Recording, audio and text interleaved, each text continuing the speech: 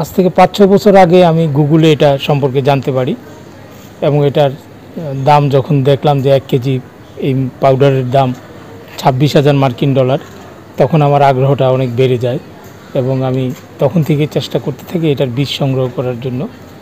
পৃথিবীর বিভিন্ন দেশে আমার পরিচিত বন্ধুবান্ধব, ভাই বোন, আত্মীয় স্বজনের মাধ্যমে আমি এটা আনার চেষ্টা করি, পরে একজন আমাকে এটা দিতে পারে। বিশ্বের সবচেয়ে দামি মরিচ বলে পরিচিত চারাপিতা। দেখতে গোলাকার, প্রতি কেজি চারাপিতা মরিচের দাম 26,000 মার্কিন ডলার, যা বাংলাদেশি টাকায় 28 লাখেরও বেশি।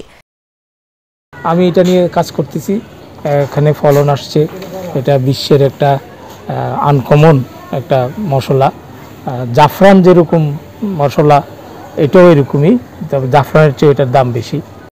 বর্তমানে দামি এই মরিচ চাষ হচ্ছে কুমিল্লায়। শখের বশে শৌখিন কৃষক আহমেদ জামিল সেলিম কুমিল্লা নগরীর ঠাকুরপাড়ায় তার বাগান বাড়িতে এই মরিচ চাষ করছেন। এবং এটা আমি বাংলাদেশে আনার পরে এটা বপন করি, কিন্তু চারা উঠে না। একবার, দুইবার, তিনবার ব্যর্থ হওয়ার পরে আমি তখন বুঝলাম যে এটা বাংলাদেশে হওয়ার কোনো সুযোগ নাই। তাই অন্য একটা পদ্ধতি অবলম্বন করি। আমি এই বীজগুলো আবার আমেরিকা পাঠাই। যেহেতু এটা নর্থ আমেরিকার একটা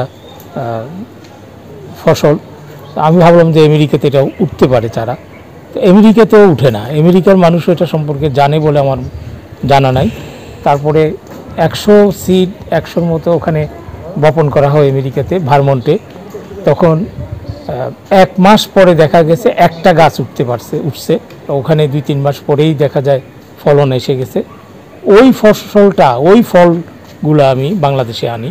3টি গাছে ধরেছে কয়েকশো মরিচ। দেখতে গোলাকার এই মরিচ কাঁচা অবস্থায় সবুজ রঙের হলেও পাকলে হলুদ হয়ে যায়। আমার মনে হয় এগুলো আমার এই গাছের বীজ থেকে যদি আবার বপন করা হয়, এগুলো আরও তাড়াতাড়ি উঠে যাবে। এটা আস্তে আস্তে বাংলাদেশের আবহাওয়ার সাথে এটা সম্পর্কিত হয়ে গেছে। বাংলাদেশের মানুষ এটা খেতেও পারবে। বাংলাদেশে তো আর ওই দামে বিক্রি হবে না, আর কম দামে মানুষ যাতে খেতে পারে, সাধারণ মানুষ যাতে খেতে পারে, আমি সেই জন্যই কাজ করতেছি। কারণ সকলেই যাতে সেটা কিনতে পারে, খেতে পারে, এটাই আমি চাই।